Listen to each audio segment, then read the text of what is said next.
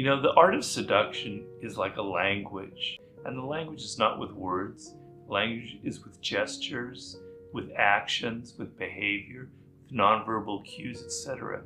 So people give off signs that they're going to be the worst kind of partner to be with, that they're not even if you do seduce them, you're in for a world of hurt. It's going to be a life of misery, or it's not going to be a fruitful relationship.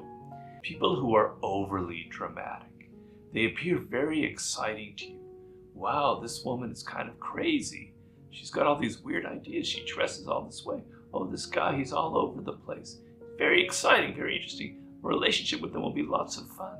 No, they're a raging narcissist who loves stirring up all kinds of needless drama around them. And once you get involved in a relationship, if you do seduce them, they're going to be constantly churning. They're going to get your emotions entangled with them like little hooks inside of you. You're going to be bleeding from them. And then they're going to like pull away, and then you're going to think like, oh, it's okay. And the hooks get inside of you again and again. And years go by and you can't get away from them, and you just get sucked into their dynamic.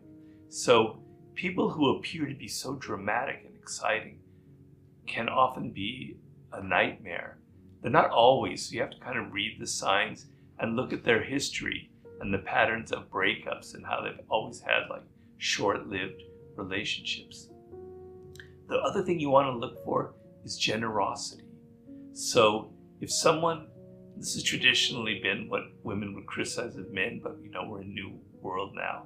But if a man or a woman can't pay for themselves, don't want to spend money on you, won't go an extra mile and put a little more, spend for a dinner or something that shows somebody who's kind of closed inside. How people are with money reveals who they are with character. You want a generous spirit and a generous soul, someone who's kind of open, etc. People who are very preachy and moralizing, who are always sort of saying, what's wrong with the world? What's wrong with you? You need to change this.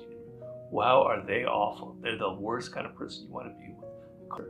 And in The Art of Seduction, I very highly recommend you read the chapter on what I call the anti-seducer, the person who won't seduce you. In fact, they will end up repulsing you. They have the opposite power. And that's one of the characteristics: lack of generosity, moralizing, etc.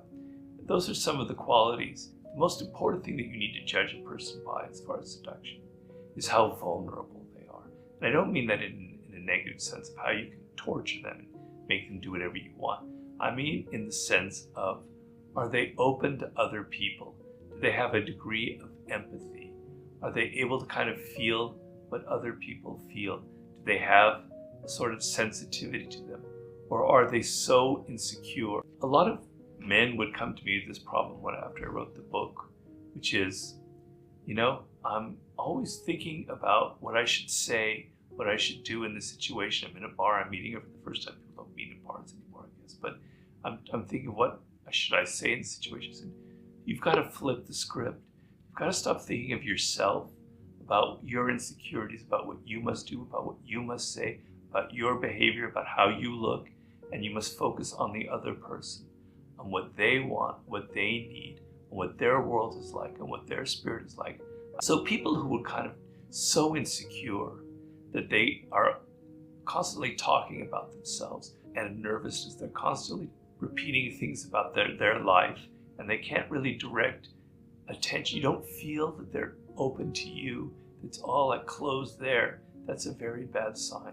You want a sense that you can affect them emotionally and that they can affect you.